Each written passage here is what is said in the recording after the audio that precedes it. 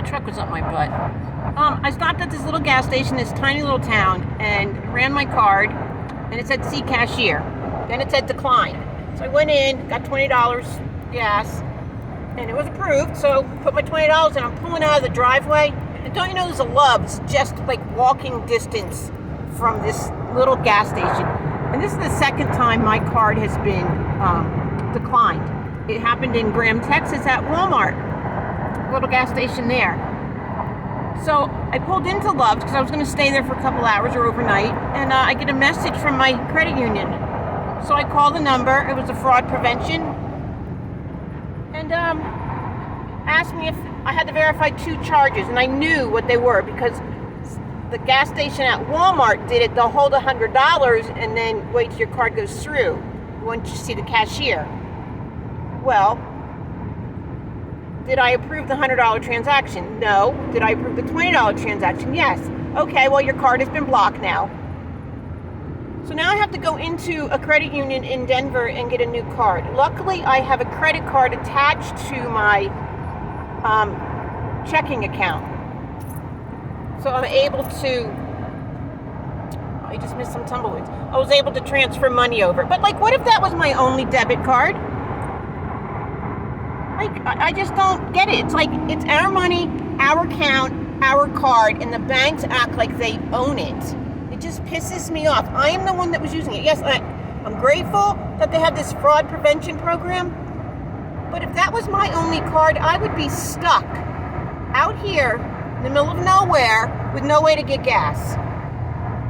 It just annoys me. But yeah, that's my morning so far.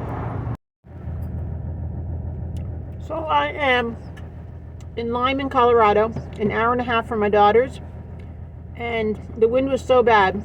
And look what happened. It's now raining and snowing. Yeah, I'm going to spend the night here. The wind's so bad, and now with this weather, I'm not going anywhere. It is cold, too. I'm going to cuddle up with the animals, my pets, and watch some YouTube and Netflix. So this was the snowstorm. It snowed for about 10 minutes, and then it melted pretty quick and went away. This was the next morning. Now I'm in the RV and auto parking lot, and there were tractor trailers everywhere. There were so many because of the wind and the storm that they had to spend the night. This was the sunrise the next morning. It was cold. It was in the 30s that morning, but the sun was pretty. I made it to Lakewood, Colorado last Sunday to my daughter's, and this was Violet that morning that it was cold. She was all cuddled up. We're at the tennis courts with my daughter, Daisy. Say hi, Daisy. And her dog, Emmett. And Owen here. His first time chasing the ball, he ran right into the fence. Owen. Owen.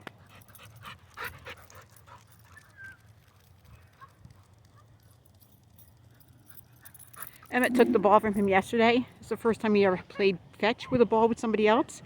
And Owen didn't know what to do. And of course it was no, it was Owen's ball. Today it's Emmett's ball, but I don't think Owen's going to let go of it.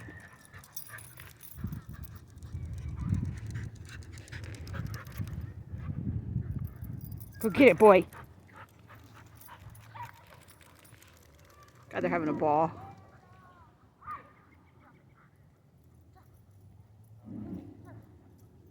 Come on. Come heel. Heel. Owen, come.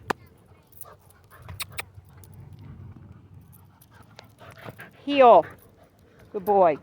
Good boy.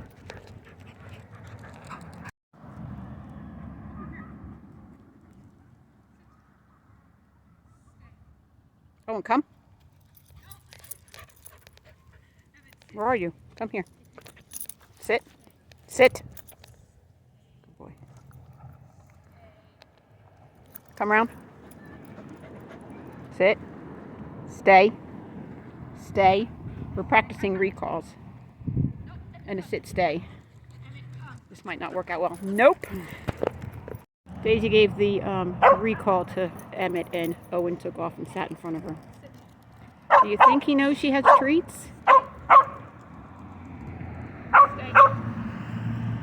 He won't stop this stupid barking. He's never trained with another dog before.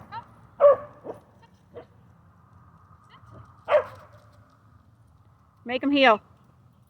Oh, and heel. Heel. A little harder. Oh, and heel. Oh, and heel. Like you're yelling at your brothers. Oh, and heel. Heel. Tighten up. Tighten up. Tighten up. Tighten up. Oh, and come. Oh, see, he's ignoring me. That's good. I said Oh, heel. oh, wow.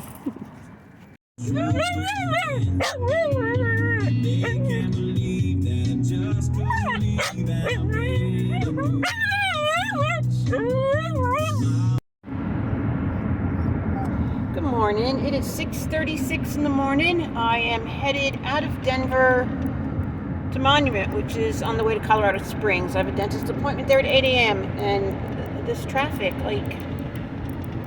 I mean, it's fine once you know where your exits are, you can deal with this traffic. I mean, I dealt with the Jersey Shore traffic. But when you don't know where you're going, it affects your mental health. Yeah, I'll deal with it. I mean, I've done this before, so I'm okay. But I'm glad I'm not towing my trailer. And it gets worse by 8 o'clock. All right, guys, I hope you're all having a good day. I used to live out in Monument. A friend of mine had a brainstem stroke, and I went to take care of her, and that was just before lockdown, so I ended up having to stay there a couple months longer than I had planned. But I fell in love with the area, just a small town just outside Colorado Springs and just outside Denver.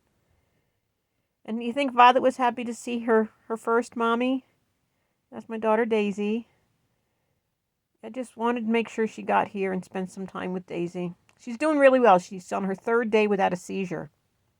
Yeah, she's doing pretty well. I've been giving her a concoction of chamomile, lavender. She's got some lavender buds underneath her mattress. Underneath her blanket in her bed. I have an essential oil necklace I have hanging in her bed. And she gets a tiny bit of honey and some omega-3s. And this is Daisy's dog, Emmett, who was just so fascinated with Violet. He just keeps checking on her and nudging her with his little nose. Well, big nose. And she could have cared less about him. Yeah, they had a good time. Well, guys, this was a pasta dinner I made. This was so good. Well, thank you guys for watching, and I'll be heading back to Junction soon.